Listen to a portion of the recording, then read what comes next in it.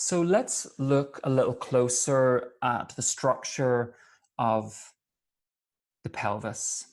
So the pelvis is made up of four bones. This is the sacrum, which is this beautiful wedge-shaped bone at the base of the spine. This is the coccyx, and then either side we have the two hip bones. So the four bones come together to create the pelvis.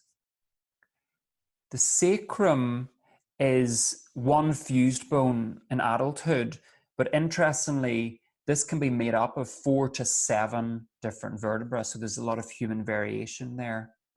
And with the coccyx, while most people have 4 vertebrae, some people have 3 and some people have 5. So let's now look a little closer at the hip bone itself. It was originally 3 parts that fuse in our teenage years. So the first part is this ilium, which is this beautiful big flat, almost like an ear, which is a wonderful connection point for lots of muscles and ligaments.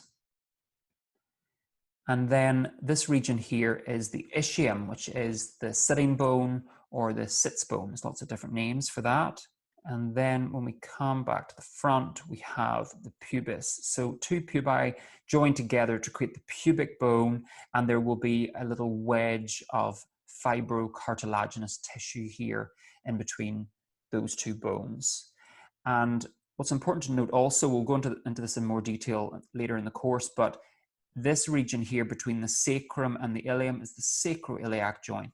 And there's a little tiny bit of movement available here. So a little bit of movement here and a little bit of movement here creates a very stable structure that is able to respond to the demands that we put on it.